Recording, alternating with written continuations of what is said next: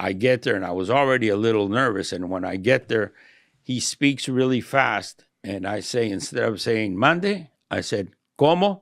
And right away he says, ha, colocho. Aquí no se dice cómo, aquí se dice mande. And he goes, me imagino que vienes a comprar unas boticas o una chaqueta. In Mexico, they don't call your coat a chaqueta. They call it chamarra. It's like that scene in Inglourious Bastards where he holds up 3 instead of 3. They just know. Do you fear death?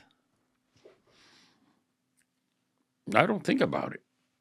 Do I fear death? I mean,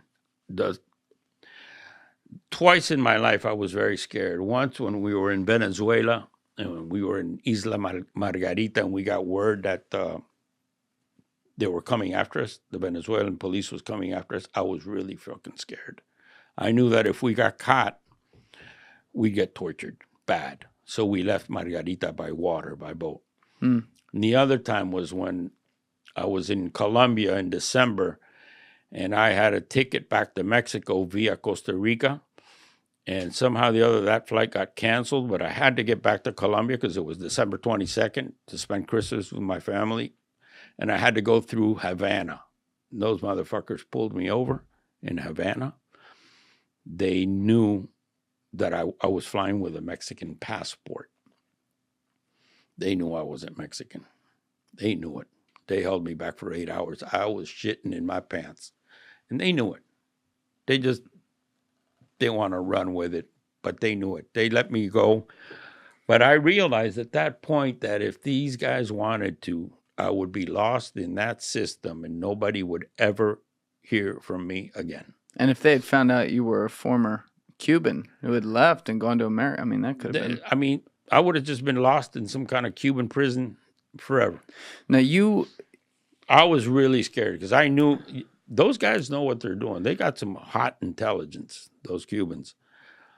The Cubans do. Yeah, they thought I was coming from Colombia to meet up with some Mexicans, and our meeting point was Cuba.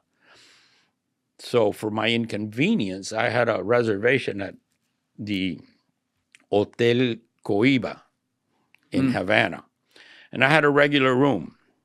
But since they detained me for about 7 hours, drilling me, and they say, el proceso primero, el proceso segundo, proceso tercero. I said, how many procesos are there? We could end up having proceso número 349, and I'd still be there. I was scared. And they said, for your inconvenience, we're going to give you the presidential suite at the Coiba.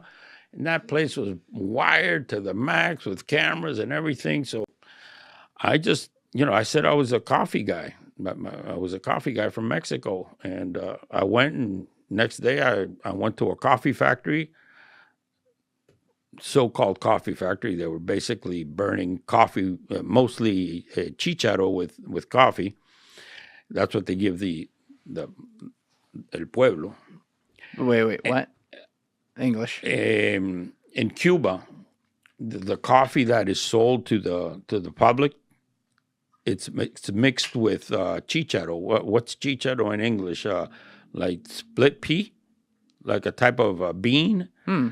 Yeah, they don't give the pure coffee is. So they make them shit, basically. Yeah, it gets exported to Europe. Okay. So basically, I just left the next day, and when I got to Cancun, I almost kissed the ground. Yeah, because I was really scared in Cuba. Now, because you and I were talking last night. I think you mentioned something earlier on the podcast too, like old habits die hard with some of your incognito nature. Your driver's license you have in Miami right now doesn't have your real address on it. I think you've illegally changed some of your name as well. But like when you were going around to these places, you would always go under different names and you had all different passports and stuff. And I think you said you would keep the initials the same, LAN, because all your suits were like monogrammed. So it would have to be some version of LAN. But you had these different aliases, which include, as you just mentioned, going through Cuba and claiming you're Mexican. So like, could you put on a Mexican accent with your Spanish? I did. So you had different dialects of Spanish down. Yes. But the thing is that What you never do, especially in Mexico, is not being a Mexican. You don't go into Mexico with a Mexican passport because a Mexican can tell you're not Mexican by the way you talk. Even if you had the accent down. Even if I had the accent. And what happened, I was scheduled to go from Bogota to Cancun because I had the immigration officer there ready to receive me. But since it got canceled and I got routed through Cuba, when I arrived Cancun, that immigration officer was not there. Right. And sure enough, I get there and I was already a little nervous. And when I get there, he speaks really fast. And I say, instead of saying mande, I said, ¿cómo? And right away he says, ha, colocho. Aquí no se dice cómo, aquí se dice mande. And he goes, me imagino que vienes a comprar unas boticas.